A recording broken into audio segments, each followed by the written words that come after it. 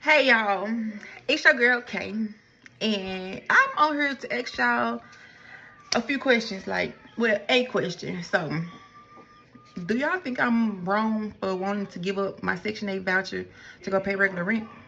I just feel like being on Section 8 it's a hassle. Well, I ain't gonna say it's a hassle, but it comes with a lot. And the only reason I'm ready to leave and just let it go is because I want better for my kids. I want better for myself. Like, the work here is not working. Like, it depends on who you know, or if you got a license or something, or you working in the field, in your field, or drive trucks or something like that. But other than that, like, there's no money here in Mississippi. Like, I can't stress this enough. Like, don't get me wrong, I love my hometown. I mean, it's safe, it's chill, or whatever. But I'm in Mississippi, y'all, the Delta, Mississippi, and it's just like I'm ready to leave because the scenery, I'm getting tired of it. Like, I'm just tired of looking at fields and houses all the time. Like, I'm a city girl. My mama always kept us in the city, so it's just like I'm used to fast-paced stuff, and I've been back home since 2019, I think. It's 2026 now, and I've been back home too long, y'all. Like, too long. And only difference is me being back home I don't know if I missed it. I want to know how many kids she has because I think that is wild to be a single mother saying that you want to get fast paced. You want to get into a fast paced life. What did you have kids for if you wanted a fast paced life? I don't get that. Let's get back into it, y'all. If you could like the video, I greatly appreciate it. Only takes a second and it does help out more than you know. 7 years. Like, 7 years ago, it was just me and my oldest baby. But now, y'all, I got two more kids. And I just want Two better. more. Like, I want to get out. I mean, I want to get out and just leave. Like, and right now, where I'm at, I'm in Mississippi. Like I said, I'm in the Delta, Mississippi. And right now, our um our funds is on hold. Like, they paused on funding. So I know y'all gonna come in and say, why you just won't, excuse me, why you just won't transfer? Why you just won't pour it out? Why you just want to use your Section 8 to get a house built? Like, I've looked into all those resources, and it's nothing that they can do. Like, well, people are telling me to just wait it out, wait till about 6 months or whatever. But if I stay and wait 6 months and nothing has changed and they still on pause, that's another year or two me staying here and not wanting to be here. Like, I ain't gonna say I'm depressed, but mentally I'm ready to go. Like, the more I sit around, like, the more I'm losing interest in doing things, y'all. I do hair, I do lashes. At one point in time, I was selling jewelry, customized necklaces, and all this stuff. So anybody that know me know that I'm a hustler at heart. So I don't make. Let me tell you something. When you have the luxury of contemplating getting rid of your benefits and your free housing or, subsidized housing, when you have the luxury of weighing that versus just you just need a fast life and, you need some excitement in your life, then we have to try to unpack why did you get the benefits in the first place? Because it sounds like you really don't need it. It sounds like it's like an option, like it's like something on the table that you're weighing based off of how it can benefit you, but it's not necessarily a necessity. It's not necessarily a necessity. And is that okay to just come online and basically say that like this is a bargaining chip and it's not a necessity when it actually might be some people who actually need it urgently? Inquiring minds want to know. Inquiring minds would like to know. The situation out of something. But But yeah, y'all comment below and tell me what y'all think. My mind really already made up, and it's just like I feel like if I sit around and think about the what ifs, the what ifs, the what ifs, I'm gonna be stuck for life. Like I might as well get up and go and do what I need to do to better my life and to better my kids' life. Like I want my kids to be in more sports. Like there's a lot of shit the city offered it. I mean, yeah, it's a lot of shit that the city offer that the country people like we don't have here. Like the only thing we got is t-ball, football, and basketball. Like anything else like karate or um taekwondo or the flipping classes or dance class, like all of this shit is not in the area. It's in the area, but you gotta drive for it. Like I want my kids to be able to get experience like playing different sports, and I want them to go to a better school. Like I want them to be able to. So let's kind of weigh this out, right? Because you move across the country to another state, to a city. What happens to the father or fathers? What happens in that case? As well as maybe even any other family that you have. I'm seeing a trend where ladies will just pick up and move and just go to a city by themselves with no support, no safety net, with a bunch of kids. And then what typically happens is they fall on their face because, in my opinion, you don't have the luxury of just saying you want to move to a city just because you like a faster lifestyle and you're on government assistance. Basically, what that reveals is that you're not sustainable. You're not sustainable where you are now, which I would assume is the most stable place that you could possibly be. So then what makes you think that just going to a city is going to make you more sustainable? But see, she might be more sustainable than what she's letting on to because she mentioned some things. She does hair, she does lashes, and what I've noticed is that's like the cheat code. And here's what I mean. I mean, think about it. You could do somebody's hair. It's really a skill, and it's a skill with high margins. And maybe you can, if you're really good, you can undercut the salons and charge a little bit less than them because why not? You just want to get up some cash real quick, and your whole life's getting paid for anyway.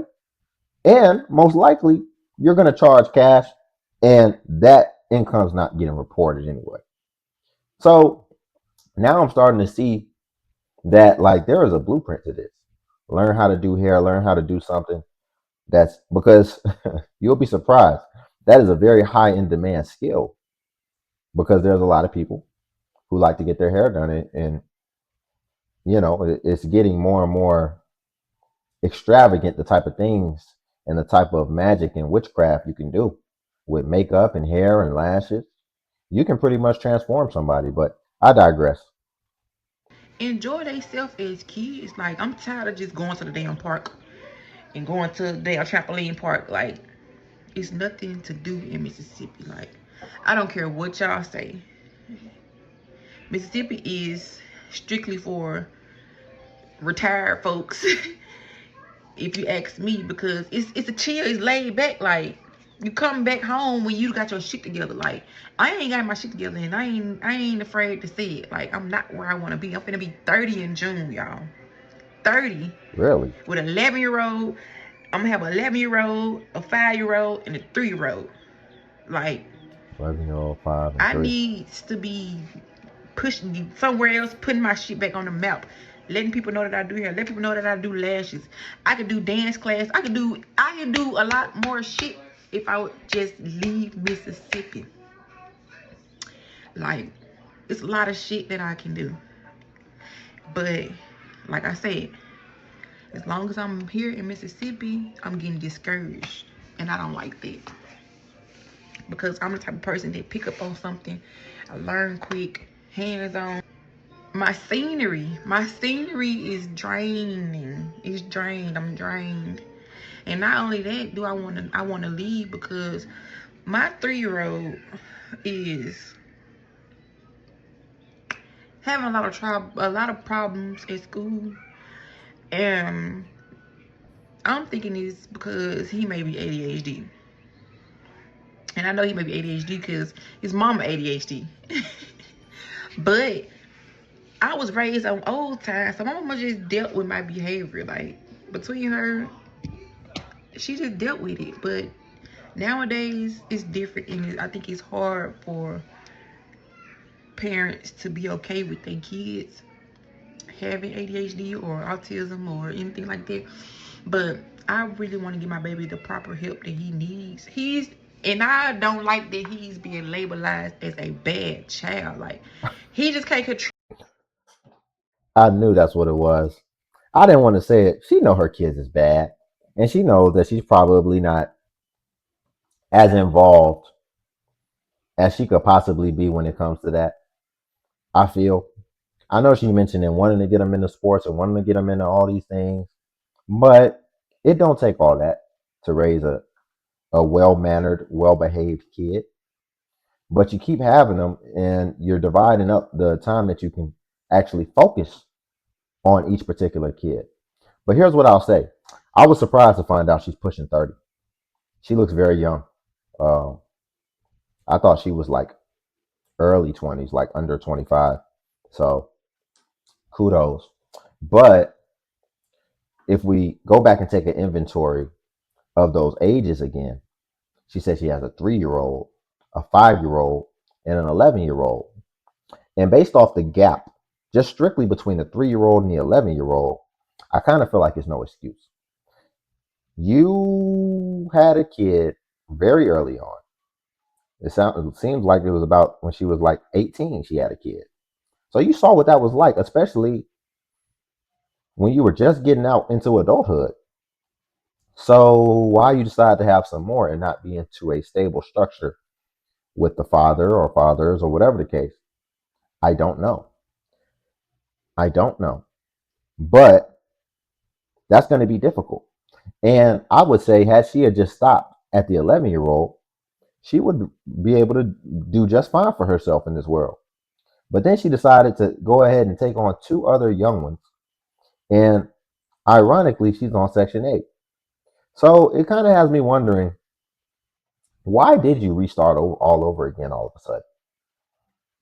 Is it to extend out the benefits that you'll be able to get? Because, once kids get to a certain age, they're in school. So there's no excuse for you not to be able to work and be able to take care of you and the child. That's what we have to be curious about, because I just don't get that. Control himself. He can't control his feelings. Like, and I'm an emotional person already. So it's just like when he's whining and crying and just not using his words and talking to me, I feel some type of way. And they keep saying that they won't evaluate him. They won't evaluate him until he's turned 5 years old. But he's been showing signs for the longest. I want better for myself. I don't want to be stuck on Section 8 for all these years and hadn't accomplished it. Like, I thank God for the year that He did give me. Use it because I really don't want to let it go in a way, but I also don't want to hold on to it and not become shit. Like, you get what I'm saying? Like, it's supposed to be a stepping stone for people. And most people get Section 8 and they get comfortable. I'm not trying to get comfortable because I know it's more to life. And I know I can do more. So, that's what I'm. Yeah, and it's becoming a slippery slope, because what are you going to do when she's at 30? When you try to get out here and you try to change your life and do something better, what's going to happen when they just look and they're like, what have you been doing for the last 10 years? You don't have anything on your resume aside from when you were 16, 17. That's tough, especially to try to get out here and try to and try to. I was scrolling her profile, seeing if there's anything else that might make sense to review, but no, I think we'll probably just leave it there. But yeah, it's going to definitely be difficult if she doesn't go ahead and get off this and start prioritizing her future. But also, we got to ask ourselves, what have you been doing this entire time? I know you know how to do hair. That's cool. Sounds like you've been able to just be home and be sustainable, be relaxing. So, in the modern century, there's a lot of different avenues you can go to be able to self train yourself, whether it's online courses, reading books, whether it's just free resources online. There's so many resources. And ultimately, it's like, even if it's not you trained yourself and got the resources, did you even really take the space and the time to really just think and ponder what your purpose would be, what you would actually focus on if you decide, when you decided to get off Section 8, so that you at least have some type of direction? That's the thing. But we'll leave it there for today. If you could like the video, I greatly appreciate it. Only takes a second, and it actually does help out tremendously. Also, if you could hype the video, hype is a new feature that YouTube offers where it helps smaller content creators like myself. And basically, when you hype, it actually pushes us to the extent that it pushes the larger content creators. And then also Patreon's link below if you want to see self-improvement content. But until then, I'll catch you in the next video.